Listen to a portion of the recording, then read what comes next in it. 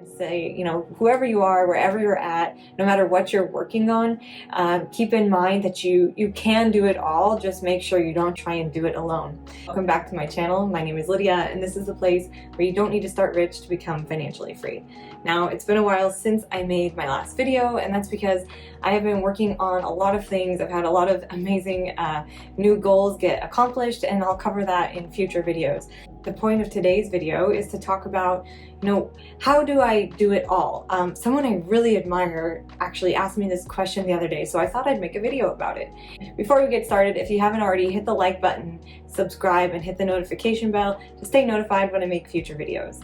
So with that, let's get into the question of the day. How do you do it all? I think a lot of women today struggle with this idea of needing to do it all, needing to be super moms, feeling like they have to, be this amazing wife or girlfriend at home, and then go be a boss in the boardroom. And there's just a lot of changing things in our social structure, our family environments, and I'm here to address some of that from my perspective and my experience. So a few weeks ago, I was on the phone with one of my board members for the nonprofit that I founded, and she is a high-powered executive at a Fortune 500 company, and she actually asked me how I do it all. And I really kind of had to take a step back, because I always wondered, how does she do it all? How does she manage, managing billions of dollars on a regular basis, as well as having a family, speaking multiple languages?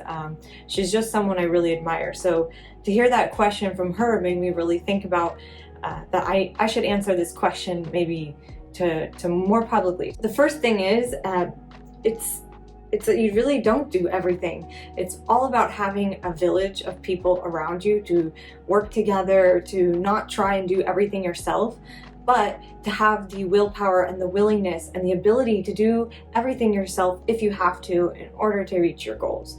So I think as a leader, one of the most important things is to be able to visualize first everything you want to accomplish, be able to write down that vision clearly, and then to go out and articulate it to the people on your team so that they can help you get it done.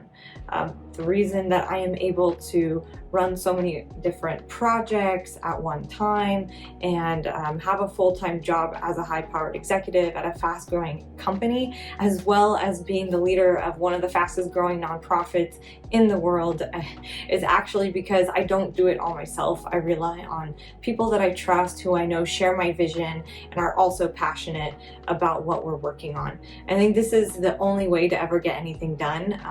I'm really happy with where I'm at in my life. I'm very busy. I have a lot of goals and things still that I want to accomplish, and yet I have an active social life, I have an active family life, I have fun, I travel. There's not this constant sense of stress, and I've often gotten the question of, do I sleep if all I do is work? And I'm here to say that actually if I did try and do everything myself, I think I would never sleep. I would be really stressed out. I wouldn't have any time for my family and friends and my love life. And I'm happy to say that by learning to trust working with other people, and in particular being able to share my vision with the people that I work with, has worked out very well for me. And back years ago, I think as kind of a shy person, I had really struggled with working with other people, with feeling confident about sharing my views and my vision, and being very afraid of rejection. And so there's a few skills I would recommend today that will help you do everything that you want to do. And number one is simply just believing that it's possible.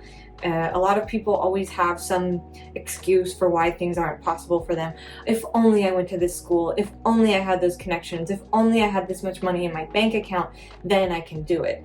But really, you need to actually have that mentality of, it doesn't matter what school I went to, it doesn't matter how much money I have in my bank account. The fact that this is what I want to do is for a reason, and I'm going to do it. And I'm going to find the people who are going to help me get there.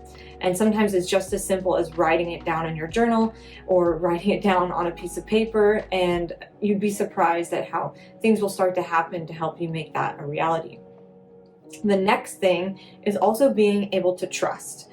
You have to be able to understand that even if you think you're the best at every little part of your business and every little thing you want to do, it'll really slow you down. So be able to trust other people's ability to do things, maybe in a way that's slightly different from what you would do, and then be able to give constructive criticism and feedback while still learning how to trust and work with the people around you so that you can accomplish your goals.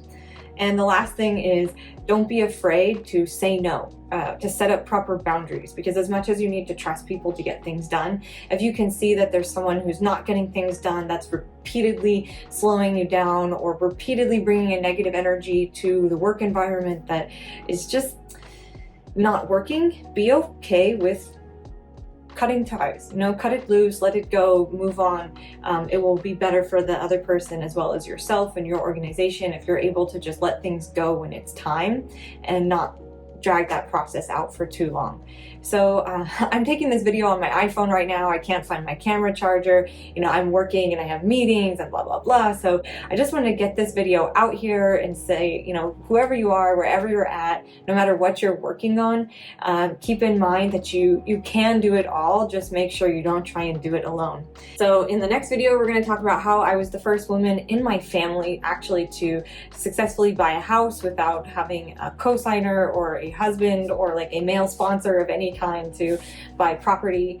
And I'll touch more on that and how it relates to the Barbie movie, how it relates to the Barbie movie, how far we've come as a society, and some criticisms I have with the current state of feminism and women's rights, especially because I do work in a global environment and I have seen the different conditions and laws and regulations and lifestyles of people living all around the world. And I'm also going to make some videos about budgeting, how to really automate your finances, your dollar cost averaging into your different accounts, and how to save for vacation, all of this good stuff to help you on your financial freedom journey. Remember, you don't have to start rich to become financially free, and this channel is full of free and useful tools on how to get there. So with that, thank you so much for being here today, and I'll see you in the next video.